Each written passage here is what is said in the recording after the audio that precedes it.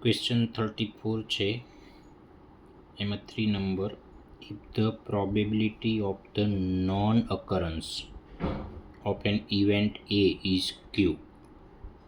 Non-occurrence of an event A is Q, then the probability of the occurrence of event A is dash. તો non-occurrence of event A ની probability Q છે. તો આ probability non-occurrence of event A, તો non-occurrence એટલે A બાર અને એની probability છે Q. હવે તમારે પ્રોબેબિલિટી ફાઇન્ડ કરવાની છે probability of occurrence of event A. અહીંયા ઇવેન્ટ ના બને એની પ્રોબેબિલિટી Q, ઇવેન્ટ એ બને એની પ્રોબેબિલિટી કેટલી એ તમારે ફાઇન્ડ કરવાનું છે. તો એ બાર અને એ બાર અને એ કોમ્પ્લિમેન્ટરી ઇવેન્ટ છે, અને કોમ્પ્લિમેન્ટરી ઇવેન્ટ હોય એની પ્રોબેબિલિટીનું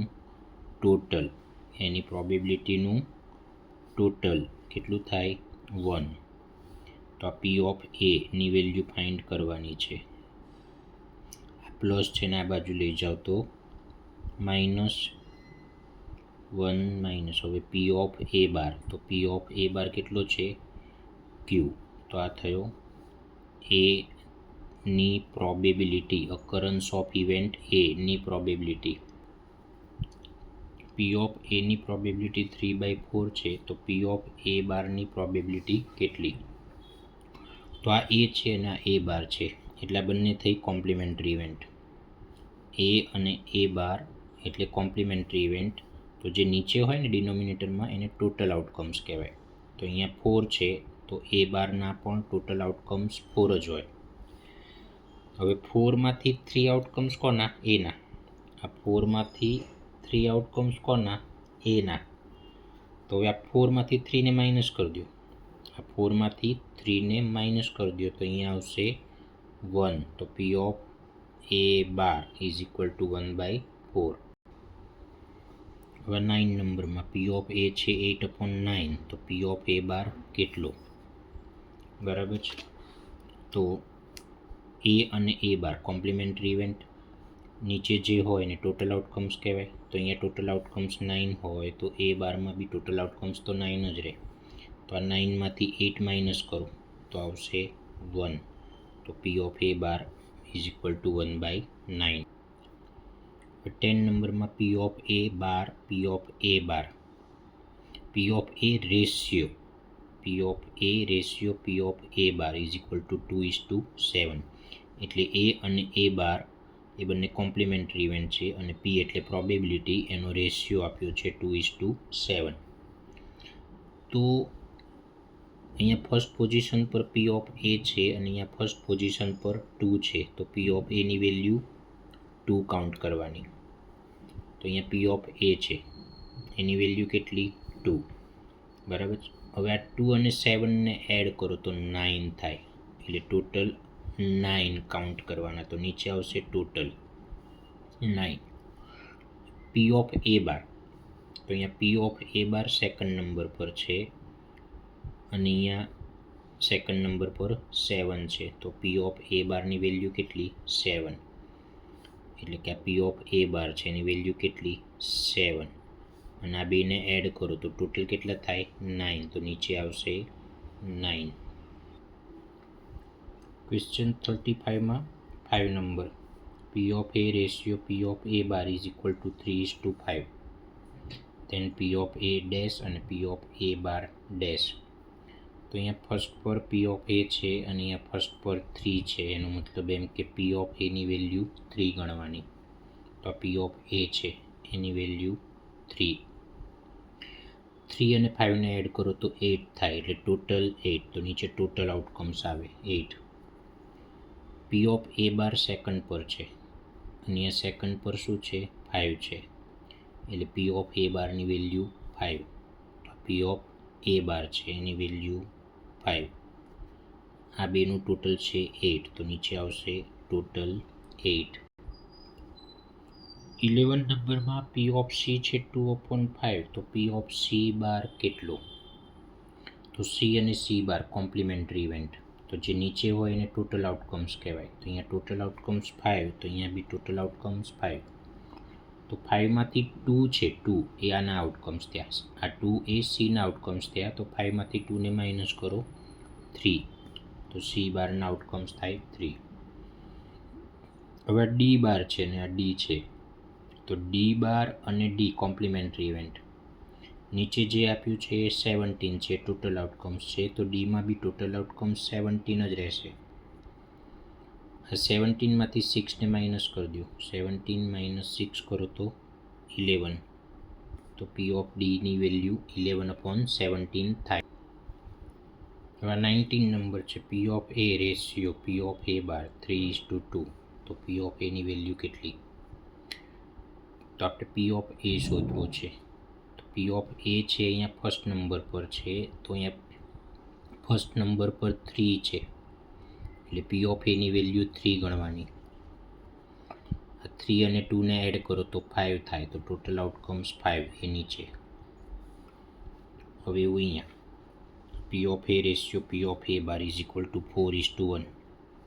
આપણે વેલ્યુ ફાઇન્ડ કરવાની છે પી ઓફ એ બાર. તો અહીંયા પી ઓફ એ બાર સેકન્ડ પર છે, તો અહીંયા સેકન્ડ પર છે 1, સેકન્ડ પર છે 1, એટલે અહીંયા આવશે 1. 4 અને 1ને એડ કરો તો 5, તો ટોટલ આઉટકમ્સ આવશે 5. તો પ્રોબેબિલિટી થશે 1/5. ક્વેશ્ચન 36માં 6 નંબરનો ક્વેશ્ચન છે, if P of A is equal two x/3 and p of a bar is equal to 2/5, then find the value of x. આ x અનનોન છે, તો p of a ની value આપી છે, p of a બારની value આપી છે. તો p of a અને p of a બાર, તો એનો એક રિલેશન છે કે p of a અને p of a બાર બંનેની પ્રોબેબિલિટીનું ટોટલ 1 થાય. તો બે કોમ્પ્લિમેન્ટરી ઇવેન્ટની p એટલે પ્રોબેબિલિટી, એનો સમ કેટલો થાય 1. તો પી ઓફ એ કેટલો છે x/3, પી ઓફ એ બાર કેટલો છે 2/5 ઇઝ ઇક્વલ ટુ 1. હવે ડિનોમિનેટરમાં 3 અને 5 છે અને વચ્ચે પ્લસ છે, તો અહીંયા એલસીએમ થાય. તો 3 અને 5નો એલસીએમ 15 થાય. બીજું 3 અને 5 એ પ્રાઇમ નંબર છે, તો પ્રાઇમ નંબર હોય ને તો એ બેનો મલ્ટીપ્લાય કરો તો એનો એલસીએમ થાય. બે પ્રાઇમ નંબરનો એલસીએમ ફાઇન્ડ કરવો હોય તો એ બંનેની શું લેવાની? પ્રોડક્ટ. તો 3 5 = 15, 3 5 = 15 એલસીએમ. તો આ 5 આને મલ્ટીપ્લાય થાય તો 5x ક્રોસ મલ્ટીપ્લાય જેવું. આ 3 સામેના 2ને મલ્ટીપ્લાય થાય તો 3 2 = 6 ઇઝ ઇક્વલ ટુ 1. 15 ડિવિઝનમાં છે તો સામેની જોડે મલ્ટીપ્લાયમાં જાય, તો 15 1 = 15. 6 પ્લસ છે નામ લઈ જાઓ તો માઇનસ. 15 - 6 કરશો તો 9, અને 5 મલ્ટીપ્લાયમાંથી આમ જશે તો ડિવાઈડમાં, એટલે એક્સની વેલ્યુ થઈ 9/5. 7 નંબરમાં if P of A x/2 and P of A bar is equal two x/3, find the value of x.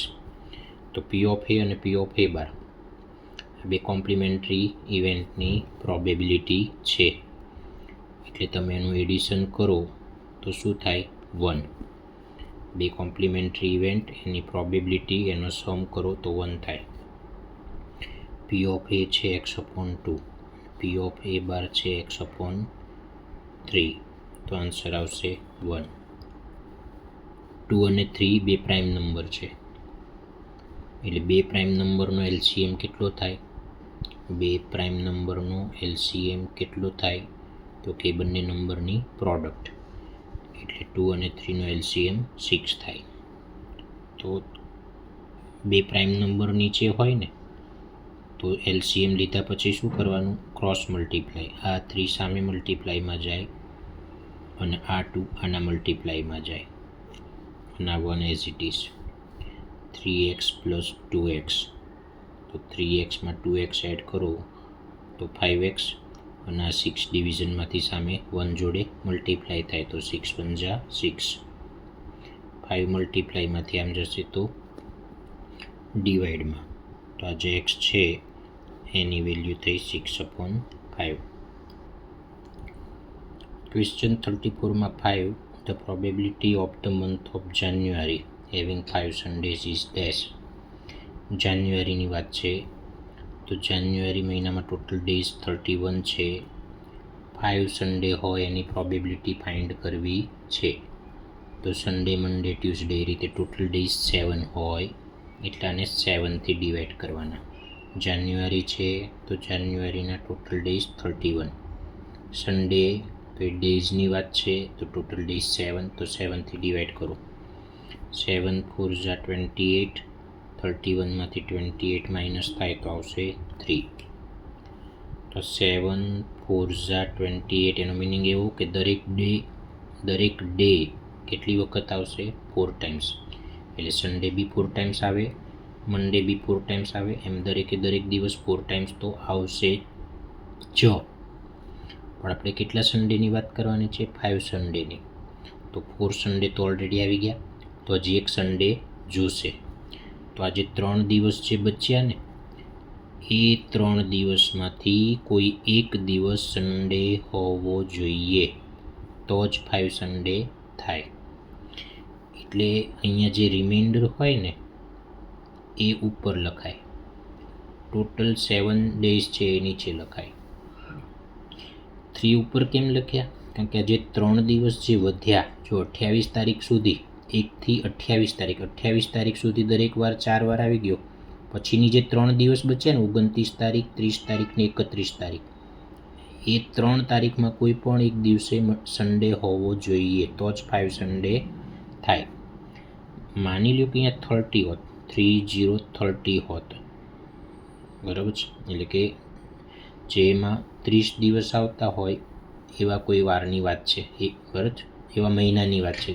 અહીંયા 30 હોય, 30 તો 30 માઇનસ 28 2 આવે, તો અહીંયા 2 રિમાઇન્ડર આવે, તો અહીંયા 2/7 એ આન્સર થાય.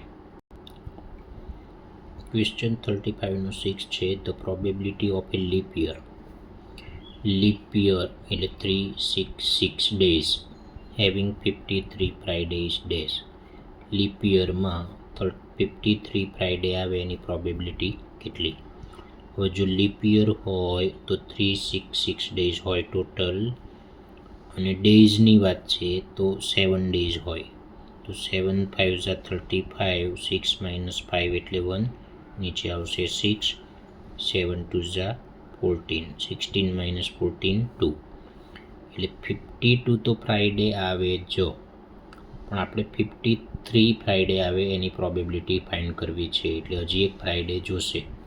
તો આજે 2 દિવસ વધ્યા, જે રિમાઇન્ડર વધી એ ઉપર લખવાનું, અને નીચે આવશે 7. એટલે કે જે આ 2 દિવસ વધ્યા એમાંથી કોઈ એક દિવસ એવો હોય કે જેમાં ફ્રાઇડે હોય તો જ 53 ફ્રાઇડે થશે, કારણ કે 52 તો ફ્રાઇડે અહીંયા થઈ જ ગયા. તો આ જે 2 દિવસ વધ્યા એમાંથી કોઈ એક દિવસે ફ્રાઇડે હોવો જોઈએ, એટલે એની પ્રોબેબિલિટી થાય 2/7. જનરલી આ જે ડેઝવાળા જે સમ હોય ને એમાં જે રિમાઇન્ડર હોય ને એ ઉપર ન્યુમિરેટરમાં લખી નાખવાનું. હવે 13 નંબરમાં એવું કે છે કે એક લીપ યર છે, એમાં એપ્રિલ મહિનામાં 5 ફ્રાઇડે આવે એની પ્રોબેબિલિટી કેટલી? હવે એપ્રિલ મહિનો છે તો એમાં લીપ યર નોન લીપ યરનું કોઈ મહત્ત્વ છે નહીં, કારણ કે લીપ યર હોય તો એ એપ્રિલમાં 30 ડેઝ હોય. અને આ બીજો ક્વેશ્ચન છે, એમાં નોન લીપ યર લખ્યું છે, તો લીપ યર નોન લીપ યરમાં એપ્રિલની અંદર તો કેટલા દિવસ હોય? 30 ડેઝ જ હોય. 5 ફ્રાઇડે આવે એની પ્રોબેબિલિટી અથવા તો 5 સન્ડે આવે એની પ્રોબેબિલિટી, એટલે 7થી ડિવાઈડ કરો. 7 4 જા 28, 2 વધ્યા, તો બસ એ જે રિમાઇન્ડર વધે એ ઉપર લખવાની, કારણ કે આપણે કેટલા ફ્રાઇડે જોઈએ છે? 5.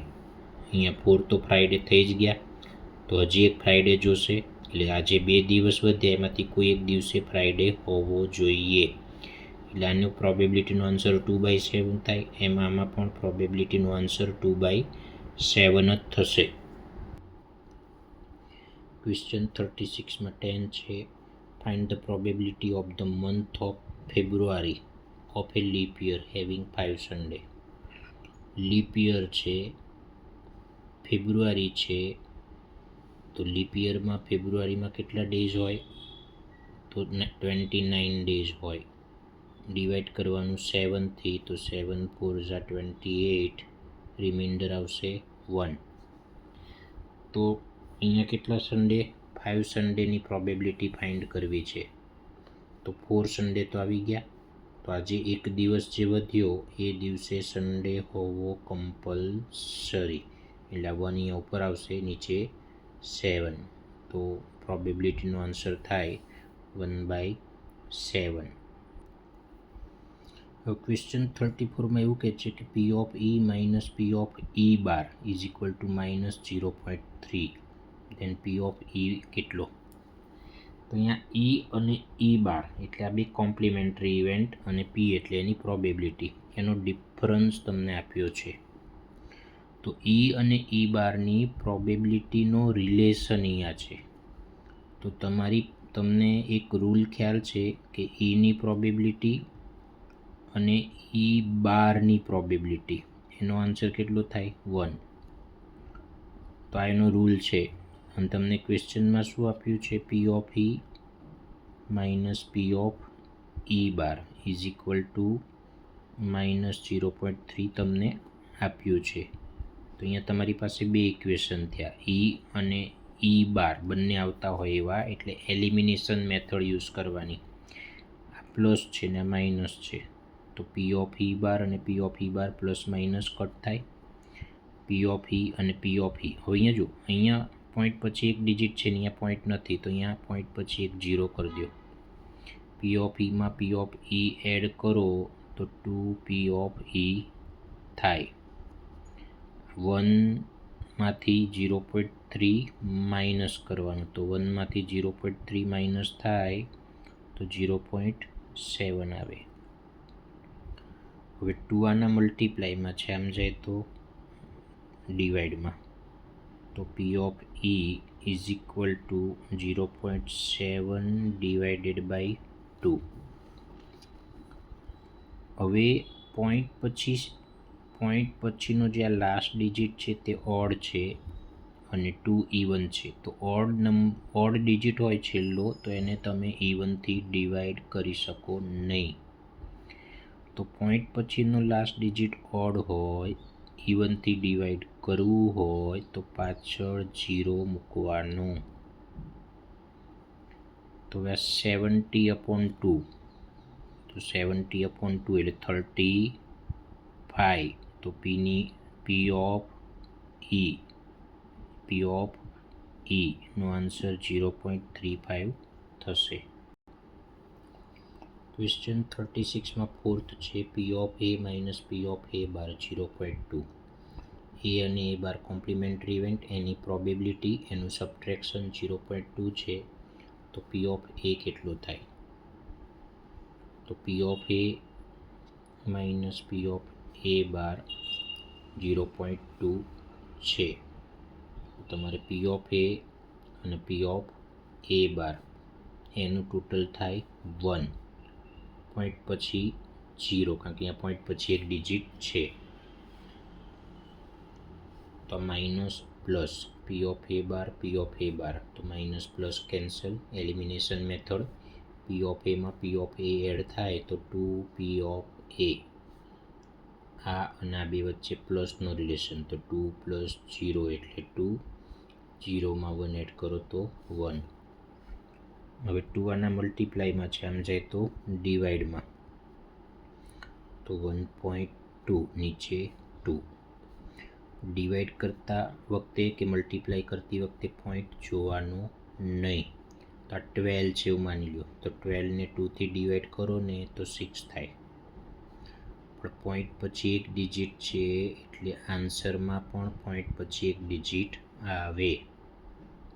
ફરીવાર 1.2/2 હતો, ડિવાઈડ કરતી વખતે પોઈન્ટ નહીં જોવાનો.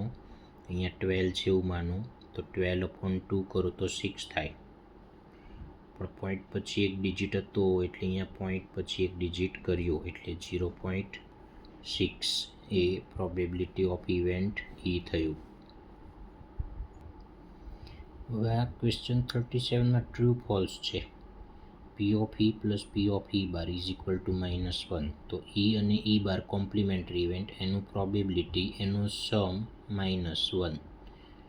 પણ બે પ્રોબેબિલિટીનો સમ એટલે બે કોમ્પ્લિમેન્ટરી ઇવેન્ટ હોય એની પ્રોબેબિલિટીનો સમ માઇનસ ના થાય, +1 થાય. એટલે આ સ્ટેટમેન્ટ રોંગ છે. પી ઓફ બી 3/5 છે, એટલે કે બીની પ્રોબેબિલિટી 3/5 છે, તો બી બારની પ્રોબેબિલિટી -3/5. તો બી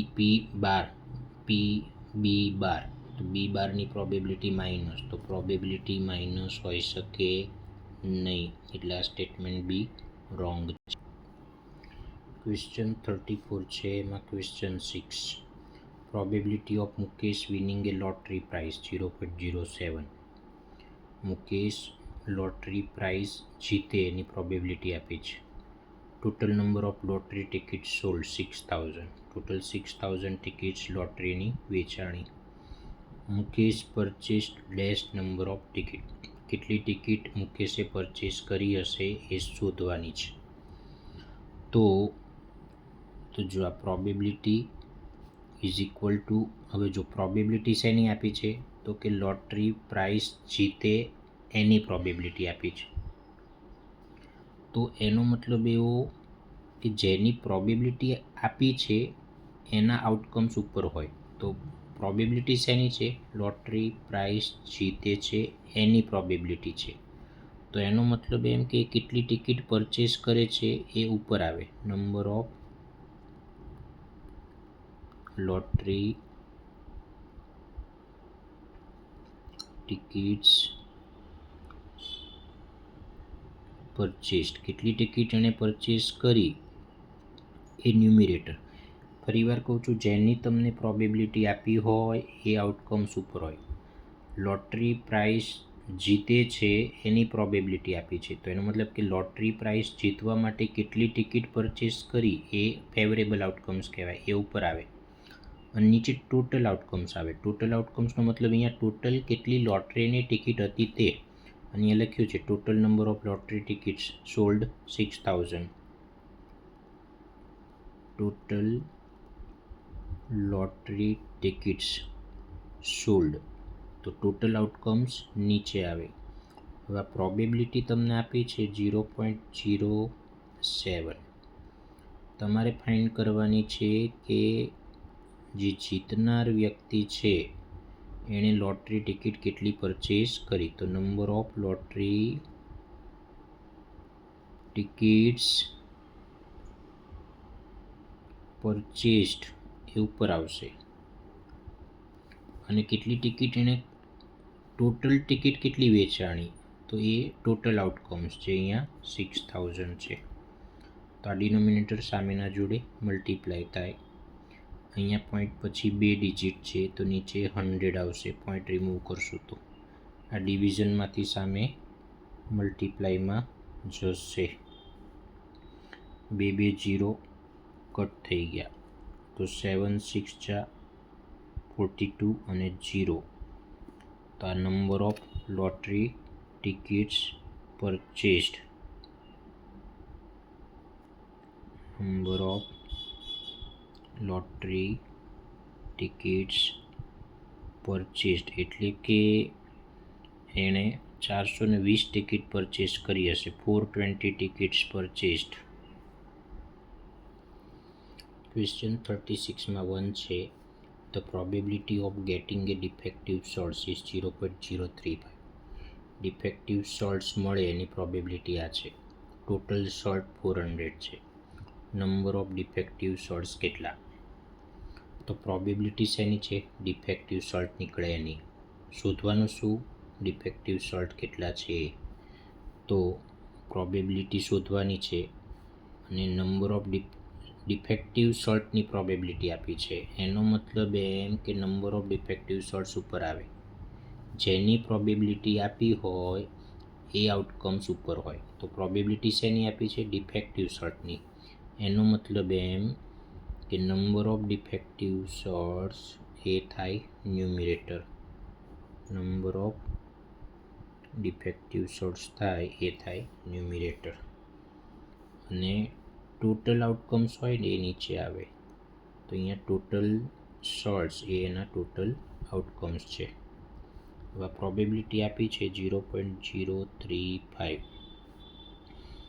અને આ તમારે ફાઇન્ડ કરવાનું છે. નંબર ઓફ ડિફેક્ટિવ સર્ટ્સ એ તમારે ફાઇન્ડ કરવાનું છે, અને ટોટલ સર્ટ્સ તમને આપ્યા છે કેટલા? 400. તો આ સામેના જોડે મલ્ટીપ્લાય થાય ઇઝ ઇક્વલ ટુ આ નંબર ઓફ ડિફેક્ટિવ સર્ટ્સ. તો આનો પોઈન્ટ તમે રિમૂવ કરો તો અહીંયા પોઈન્ટ પછી 3 ડિજિટ છે, એટલે નીચે 3 0 આવે, ઉપર 400. તો આ 2 0 અહીંયા કટ થશે. તો 2 2 2 ઝા 4, 2 5 ઝા 10, 5 7 ઝા 35, 7 2 ઝા 14. તો નંબર ઓફ ડિફેક્ટિવ સર્ટ્સ, તો કેટલા સર્ટ્સ ડિફેક્ટિવ છે? 14. 3 નંબરમાં probability of winning the first prize in a lottery is 0.08 and total tickets sold 6000. How many tickets has she bought? એને કેટલી ટિકિટ પરચેસ કરીએ શોધવાનું છે કે ટોટલ ટિકિટ્સ 6000 સેલ થઈ, અને લોટરી પર એને પહેલી પ્રાઇઝ મળી એની પ્રોબેબિલિટી આપી છે. તો પ્રોબેબિલિટી કોની ફાઇન્ડ કરવાની, કોની આપી છે? તો કે winning the first prize in a lottery, લોટરીમાં પહેલી પ્રાઇઝ મળ્યું એની પ્રોબેબિલિટી આપી છે. તો ઉપર એના આઉટકમ્સ ઉપર આવે. તો નંબર ઓફ ટિકિટ્સ બોટ, જેટલી ટિકિટ બોટ કરી છે એ ઉપર આવે, અને જે ટોટલ આઉટકમ્સ, અહીંયા ટોટલ આઉટકમ્સમાં એટલે ટોટલ ટિકિટ કેટલી વેચાણી એ અહીંયા ડિનોમિનેટરમાં આવશે. તો પ્રોબેબિલિટી છે તમારી જોડે 0.08. કેટલી ટિકિટ ખરીદી એણે એની વેલ્યુ શોધવાની છે, એટલે એ છે ન્યુમિરેટર, નંબર ઓફ ટિકિટ્સ બોટ. કેટલી ટિકિટ વેચી એણે? તો કે 6000 ટિકિટ્સ એણે વેચી, તો એ આવશે ઉપર, ડિનોમિનેટરમાં. તો આ ટોટલ આઉટકમ સામેના જોડે મલ્ટીપ્લાય થાય. અહીંયા પોઈન્ટ પછી 2 ડિજિટ છે, તો નીચે 100 લખશું. આ ડિનોમિનેટર સામેના જોડે મલ્ટીપ્લાય થાય, તો 2 2 0 કટ થાય, 8 6 જા 48, અને પાછળ 0. તો આ નંબર ઓફ ટિકિટ્સ બોટ, કેટલી ટિકિટ એણે ખરીદી એ 480 આવશે એનો આન્સર. ક્વેશ્ચન 35માં સેકન્ડ છે, 2 friends were born in 2000. Probability that they have the same birthday. Same birthday હોય એની પ્રોબેબિલિટી શોધવી છે. હવે 2000 છે, તો જ્યારે તમને યર આપ્યું હોય એમના છેલ્લા 2 ડિજિટ અહીંયા 00 છે. તો જો છેલ્લા 2 ડિજિટ, યરના છેલ્લા 2 ડિજિટ જો 4થી ડિવિઝિબલ હોય તો લીપ યર કહેવાય.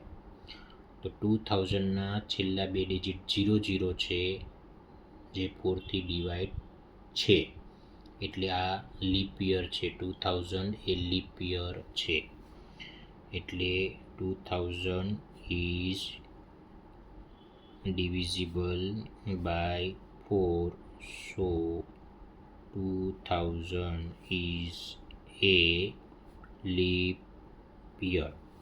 હવે જો લીપ યર હોય તો ટોટલ ડેઝ કેટલા થાય?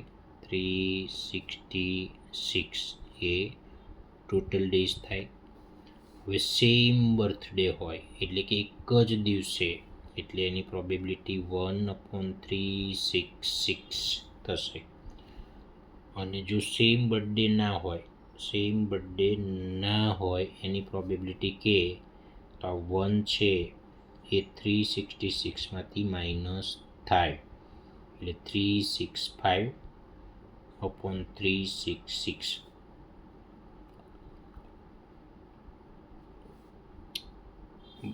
બર્થડે નોટ સે એવું કીધું હોત તો આ 366માંથી 1ને શું કરી દેવાય, માઇનસ, એટલે 365/366 એ એની પ્રોબેબિલિટી થશે. 3 નંબરમાં એવું કે છે a letter is chosen at random from the English alphabet. English આલ્ફાબેટમાંથી એક લેટર પસંદ કરવાનો. તો ઇંગ્લિશ આલ્ફાબેટ, ટોટલ આલ્ફાબેટ કેટલા છે, આલ્ફાબેટ ઇન ઇંગ્લિશ,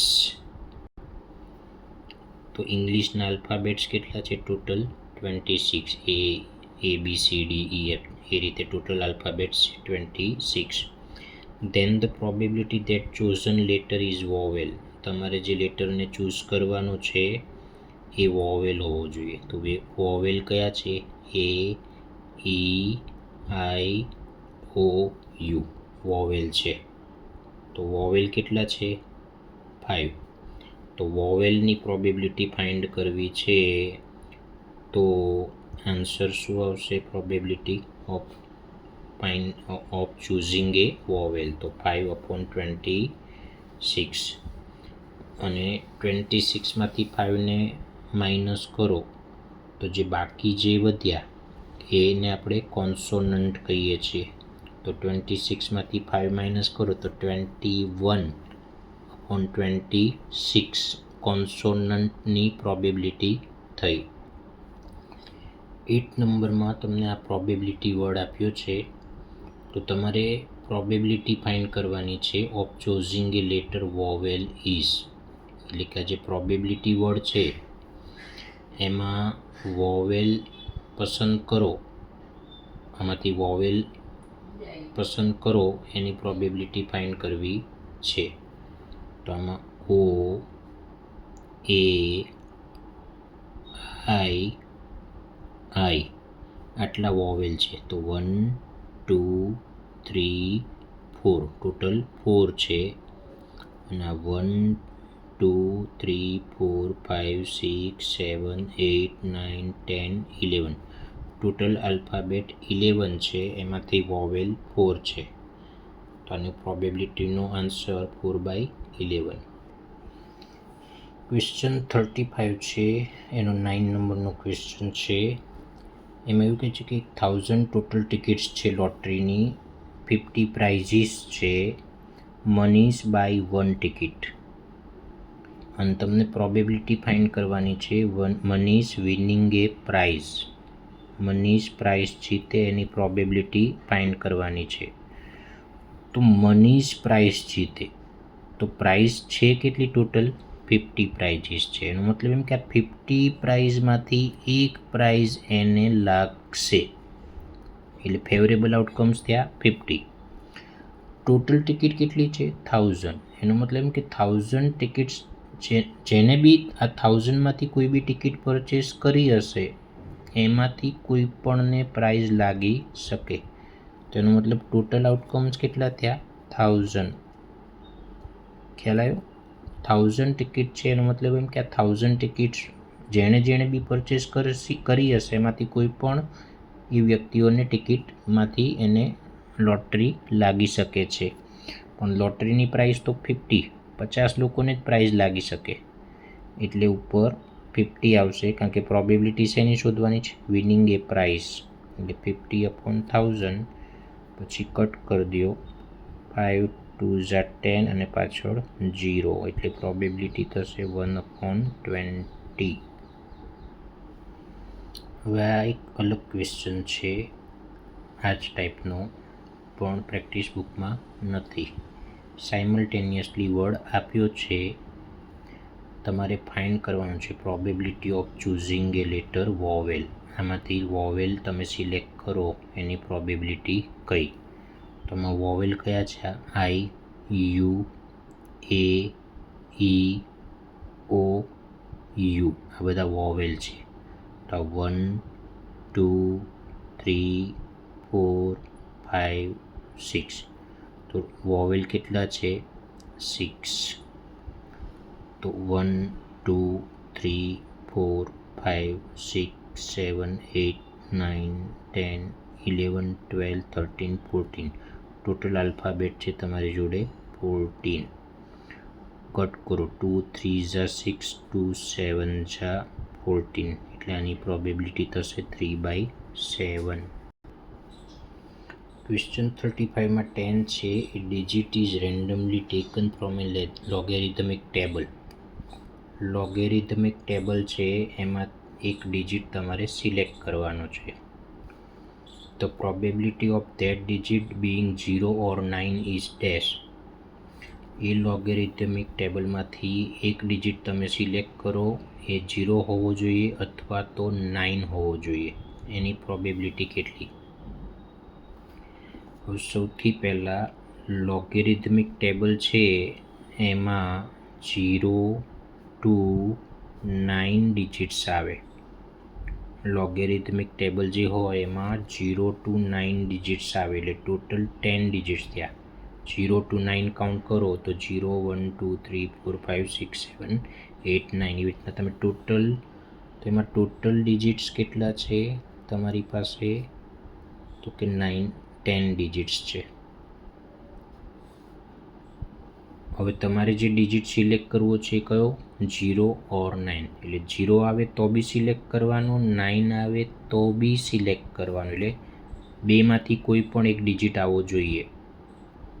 અને ટોટલ ડિજિટ છે કેટલા? 10. તો પ્રોબેબિલિટીનો આન્સર કયો થયો? 2/10. અને 2/10 એટલે કે 0.2. હવે જો આને તમારે પોઈન્ટમાં કન્વર્ટ ના કરવું હોય તો 2 1 જા 2 અને 2 5 જા 10, એટલે આનો આન્સર 1/5 પણ હોઈ શકે. 22 નંબરનો ક્વેશ્ચન છે. 35 ક્વેશ્ચનમાં જ 100 માર્કનું એક ટેસ્ટ પેપર છે. તમારે ફાઇન્ડ કરવાની છે probability of Ishan scoring 100 out of 100 mark. 100માંથી 100 માર્ક આવે એની પ્રોબેબિલિટી ફાઇન્ડ કરવાની છે. તો ટોટલ 100 માર્કની એક્ઝામ છે, એટલે કે પેપર 100 માર્કનું છે. તો કોઈ પણ સ્ટુડન્ટ્સને 0 માર્ક બી આવી શકે અને 0થી લઈને 100 સુધીને કોઈ પણ માર્ક્સ આવી શકે. એટલે 0 to 100 ગણો તો 0 to 100 એટલે 101 માર્ક્સમાંથી કોઈ પણ એક માર્ક કોઈ પણ સ્ટુડન્ટ્સને આવી શકે. પ્રોબેબિલિટી શેની ફાઇન્ડ કરવાની છે? ઈશાનને કેટલા માર્ક આવે? 100 માર્ક. તો જે માર્ક આવ્યા એ કોઈ પણ એ આઉટકમ્સ કેટલા થયા? 100 માર્ક આવ્યા એ વાત સાચી, પણ આઉટકમ્સ કેટલું? તો કે આઉટકમ્સ તો એક જ, બરાબર છે.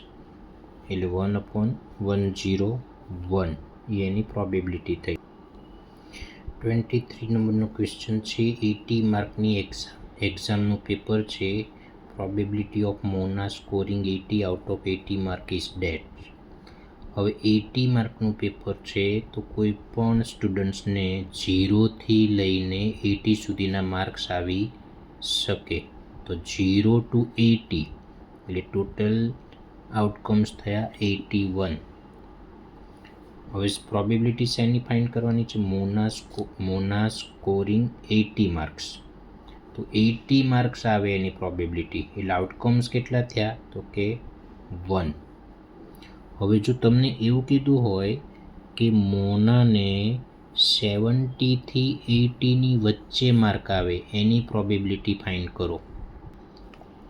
તો 70 to 80ની વચ્ચે માર્ક આવે, marks between 70 to 80 any probability કરવાની છે. તો 70 to 80ની વાત કરો તો એમાં 70-80ની વાત ના આવે, કારણ કે બિટવીન 70 એન્ડ 80 કીધું છે, એટલે 70-80 આવશે નહીં. 70 પછી 71, 72, 73, 74, 75, 76, 77, 78, 79. તો 1 2 3 4 ટોટલ 9 ડિજિટ્સ થયા. એટલે ટોટલ 9 આઉટકમ્સ, અને ટોટલ આઉટકમ્સ કેટલા કહેશે, એટલે કે આ 9માંથી કોઈ પણ માર્ક્સ એને આવી શકે. એટલે પોસિબલ આઉટકમ્સમાં 9 થશે, ફેવરેબલ આઉટકમ્સમાં 9 થશે, અને ટોટલ આઉટકમ્સ થશે 81, કારણ કે ટોટલ 80 માર્કની એક્ઝામ છે. એટલે પ્રોબેબિલિટી થઈ 9/81. પછી કટ કરો, 9 1 ઝા 9, 9 9 ઝા 81. તો 70 થી 80ની વચ્ચે માર્ક આવે એની પ્રોબેબિલિટી થાય 1/9. ક્વેશ્ચન 36માં 5 છે. Find the probability of scoring 35 marks in a 50 mark test. 50 માર્કની એક્ઝામમાં 35 માર્ક આવે એની પ્રોબેબિલિટી કેટલી? તો 50 માર્ક છે એટલે ટોટલ આવશે 51. 0થી લઈને 50 સુધી કોઈ બી ડિજિટ માર્ક્સ તરીકે આવી શકે. એટલે જ્યારે બી કોઈ પણ માર્કવાળો સમ હોય ને, તો જેટલા માર્કનું પેપર હોય ને એના કરતાં 1 માર્ક નીચે વધારી દેવાનું. અહીંયા ઉપરનો જે સમ હતો આમાં 80 માર્કની એક્ઝામ હતી, તો નીચે આપણે 81 લખ્યું.